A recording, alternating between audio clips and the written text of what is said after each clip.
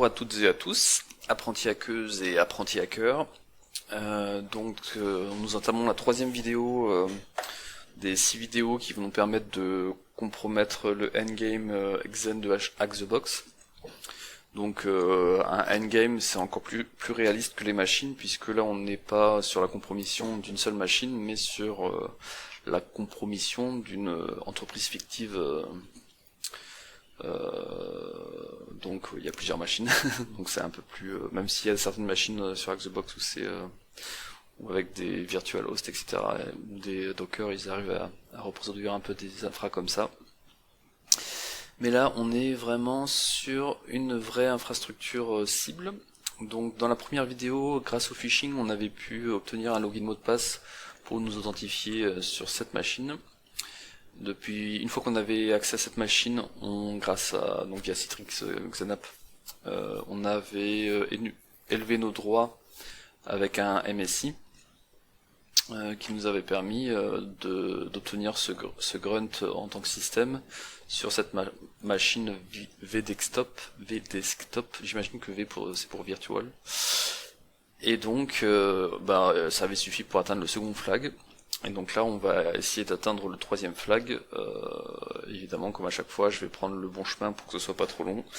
Mais si vous testez plein de chemins différents, évidemment c'est un peu plus long. Donc, une fois qu'on a compromis une première machine, qu'est-ce qu'on peut faire? Alors, il y a une présentation du B-Side qui parle de ça, qui montre un peu toutes les choses qu'on peut faire. Et il y en a un paquet.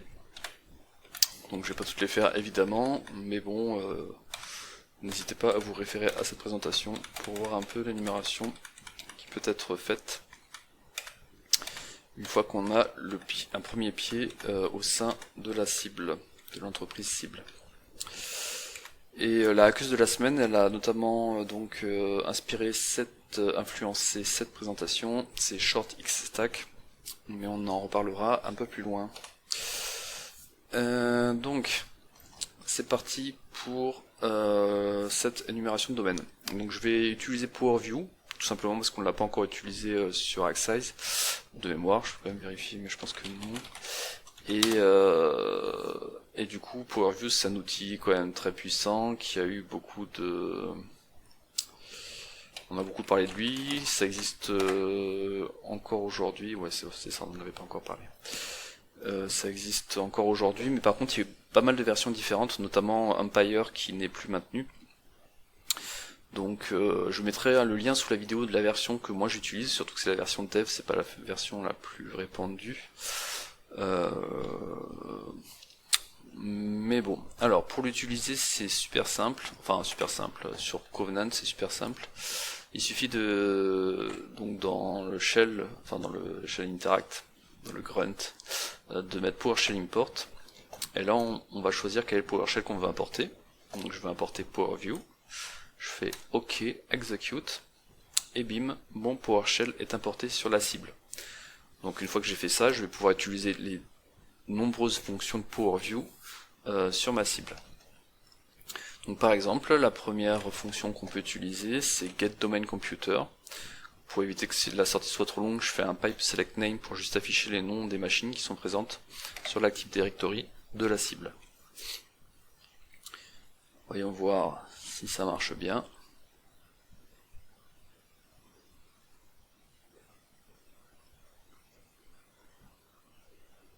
Alors pour suivre les tâches, il y a l'onglet Tasking qui vous permet de voir le statut en temps réel de ces tâches. Donc là on voit qu'elle est planifiée mais qu'elle n'est pas encore en completed. Ça y est, elle est passée en completed. Voilà, donc on a les différentes machines présentes dans cette Active Directory. Donc on a un domaine controller, on a Citrix, des virtual desktop, dont le 1 sur lequel on a déjà compromis intégralement cette machine. On a des laptops et des workstations. WK, ouais, je pense que c'est workstation. Donc à partir de là, qu'est-ce qu'on peut énumérer d'autre d'intéressant? Comme souvent, j'en ai déjà parlé dans des précédentes vidéos, les partages de domaine, les shared Windows, donc les partages Windows liés au domaine de l'Active Directory, ont souvent des choses intéressantes. Donc je vais regarder ce qu'il y a comme un domaine de partager sur cet Active Directory. Je rappelle que donc je tourne, même si j'ai compromis la machine vide et stop, j'ai pas des droits élevés dans l'Active Directory, donc je vais potentiellement pas tout voir des partages existants.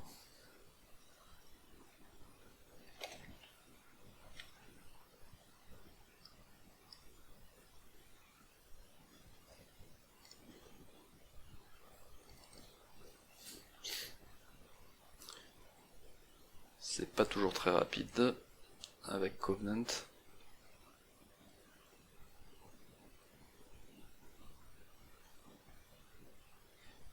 Et si c'est vraiment trop long, je vais mettre une pause. Voilà, donc c'est effectivement un peu long, mais une fois qu'elle a fini, elle affiche un paquet de messages d'erreurs, mais on a quand même au final nos partages présents dans l'Active Directory. Et du coup, on se rend compte que si on oublie ceux qui sont là par défaut, sur toutes les Active Directory, il y a ISO et ISOTest qui sont eux pas des partages par défaut. Donc les partages sur la machine où on est déjà, c'est pas super intéressant, donc ça sert à rien de les regarder. Et après il y a Citrix qui est aussi pas un partage par défaut sur une Active Directory. Donc on va essayer d'énumérer un peu ce qu'il y a sur ces partages. Donc je vais prendre par exemple donc sur la machine Citrix le partage ISO avec un S.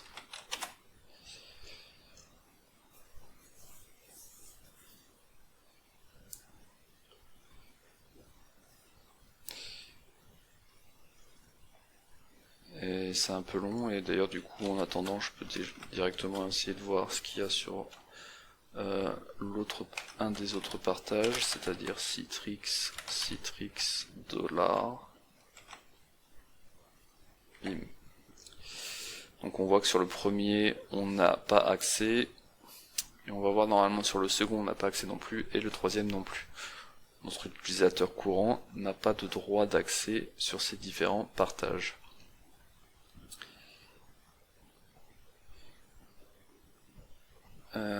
Du coup, Access is denied. Du coup, ce qu'on peut faire d'autre comme énumération, une fois qu'on a énuméré les partages Windows, on peut énumérer donc les utilisateurs existants dans l'Active Directory. Donc pour cela, on fait une fois de plus PowerShell, et ce coup-ci get domain user, comme son nom l'indique, ça va donc récupérer les utilisateurs présents dans l'Active Directory. Donc c'est probablement une commande qui va sortir beaucoup d'informations, puisqu'il y a souvent un paquet d'utilisateurs dans un AD. Donc je fais encore une pause. Voilà, elle est completed, et donc on voit qu'il y a pour chaque utilisateur en plus ça donne pas mal de détails disponibles sur chacun. Donc on a l'administrateur, le guest,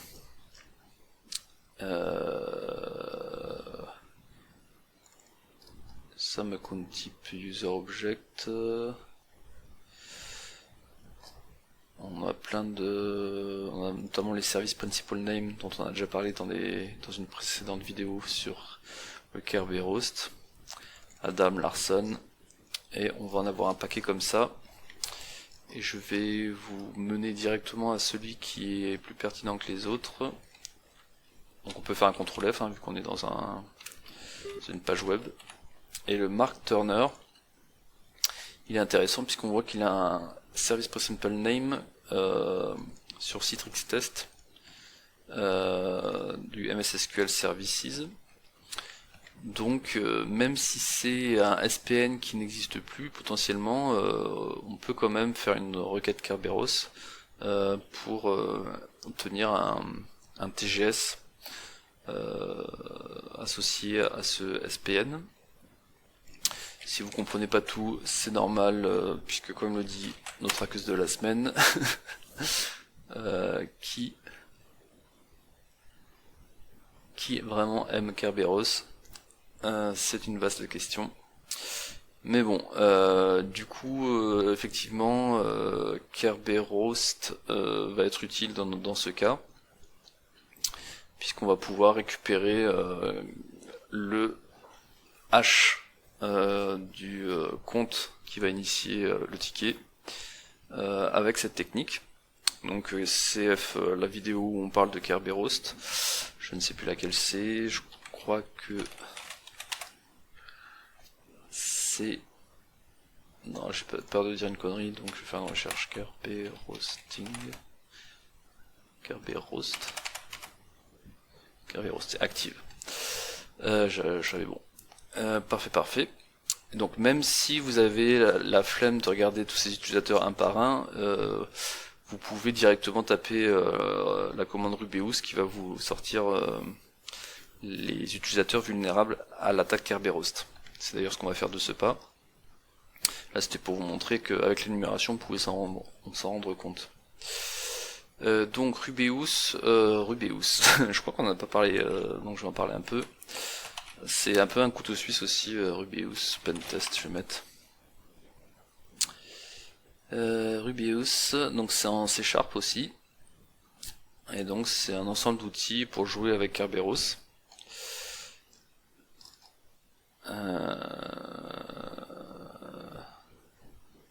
Et donc ça utilise comme toujours beaucoup le travail fait par Benjamin Delpy et Vincent Letout sur l'authentification Windows. Du coup pour le lancer, c'est super simple, comme souvent avec Covenant, il suffit de faire Rubeus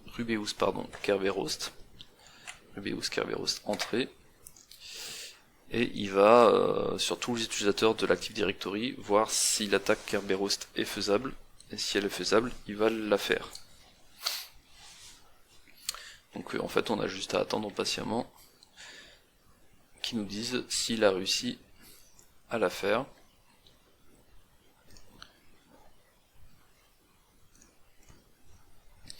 Et voilà, sans plus tarder, il nous affiche qu'il a pu effectuer l'attaque de Kerberosting sur cet utilisateur Mark Turner, et donc il a moyen de récupérer le flag, le hash NTLM V2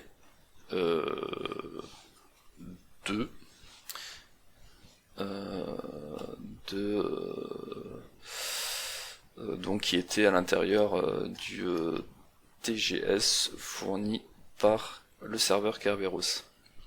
Si je dis pas de bêtises, j'ai encore du mal avec ces attaques. Du coup, on va copier-coller ce hash, tac, et on va essayer de le casser avec H4 sur notre machine. Donc je vais appeler ça H, il n'y en a qu'un d'ailleurs, point Xen. Et par contre, il faut que je le mette de manière un peu plus propre, c'est-à-dire que je vire les retours à la ligne. Et comme c'est du Windows à tous les coups, il faut aussi virer le \R. C'est un peu mieux, on va virer aussi tous les espaces, tr-d espace. Voilà, là on est propre, donc je rebalance la sortie sur h.xen citrix.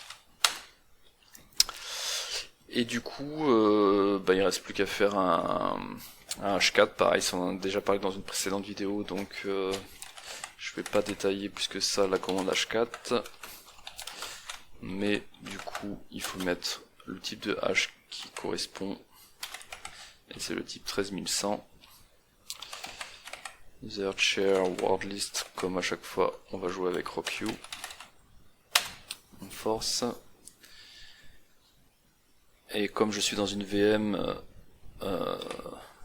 pour RockU ça devrait le faire, 44 secondes.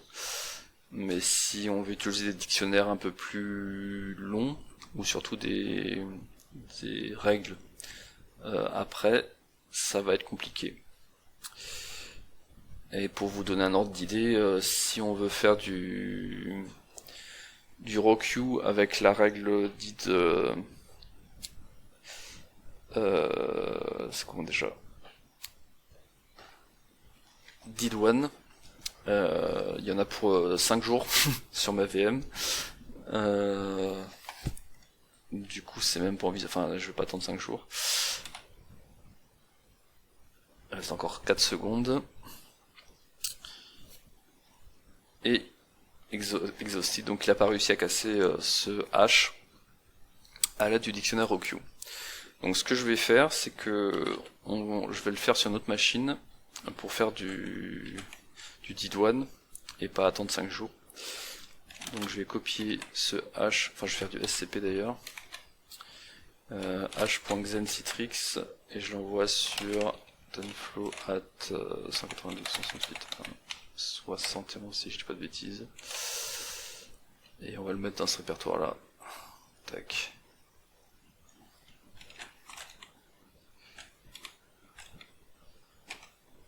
Bim. Slash.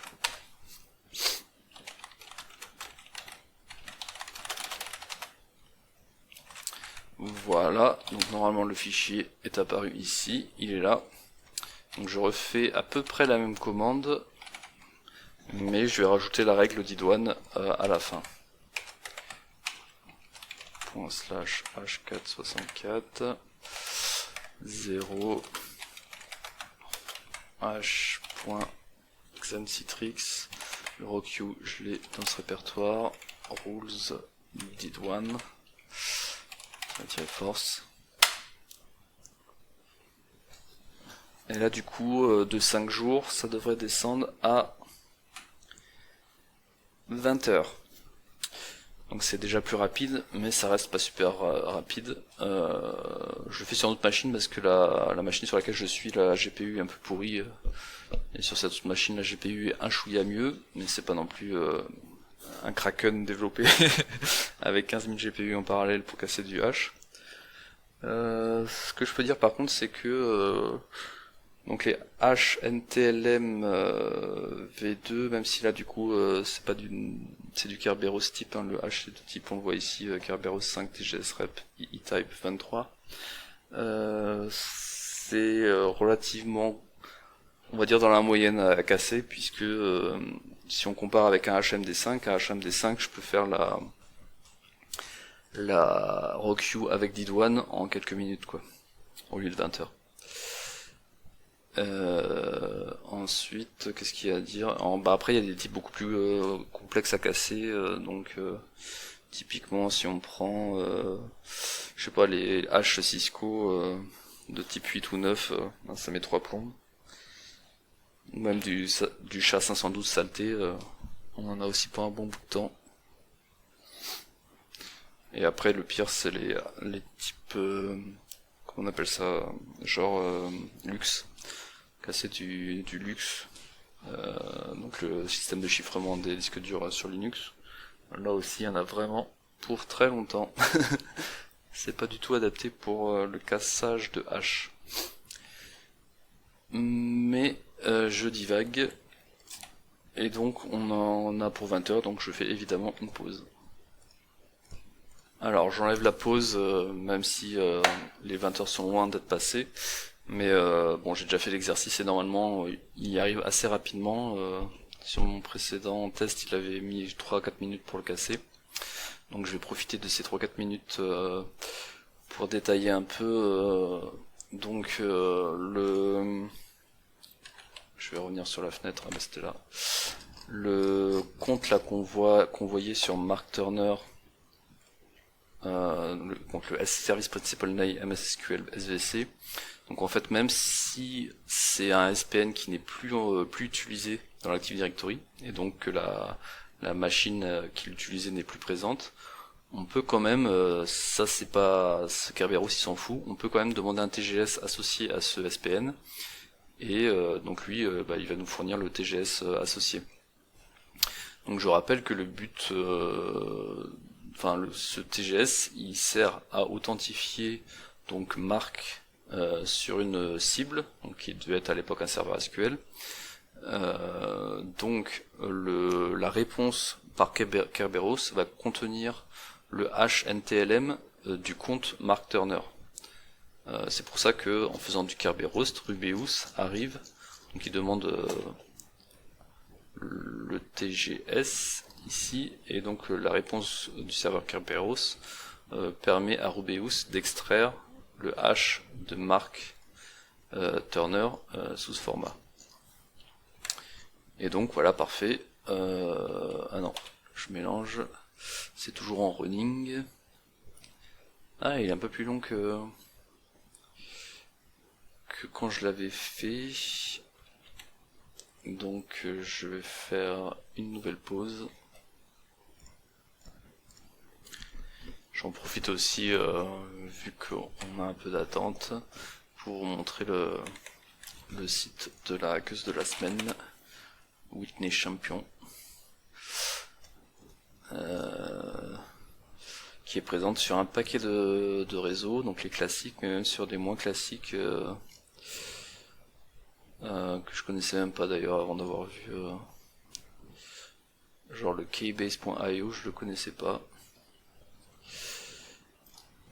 Bref, elle est très présente sur les réseaux sociaux et donc elle fait partie de Recon Infosec.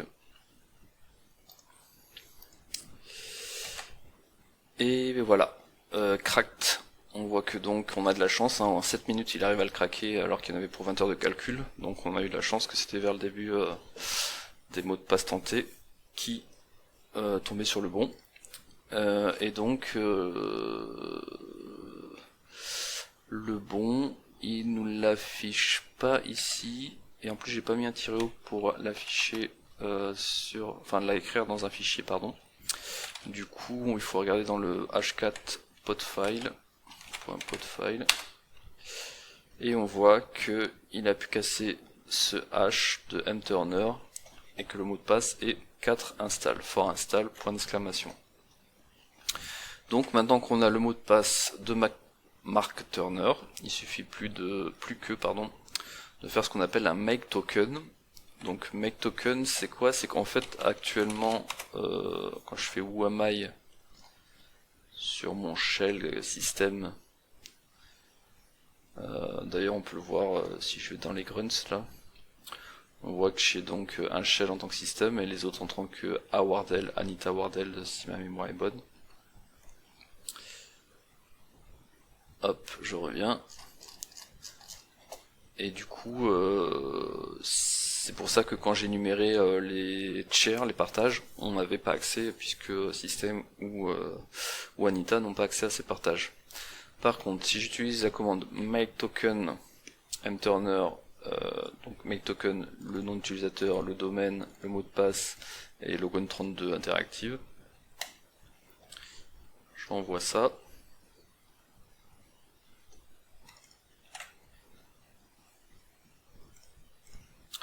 Ça répond que l'impersonation, donc là je suis pas trop sûr de savoir le traduire en français, mais donc l'identité en gros de notre session, enfin de notre shell, a pu être modifiée en tant que HTTP local turner.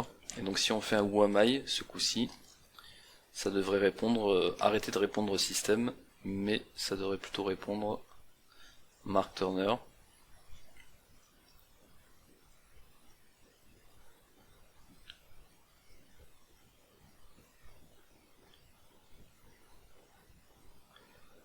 C'est passé en task. Et voilà, parfait, on est bien devenu mturner. Et du coup, les partages qu'on n'arrivait pas à énumérer tout à l'heure, en tant que mturner, on devrait être capable de les énumérer.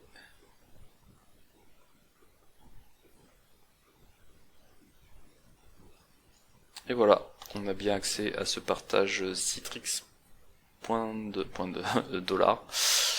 Et on voit dedans, donc il y a deux PDF, un flag, donc le troisième flag, et private.ppk, dont on parlera probablement lors de la prochaine vidéo.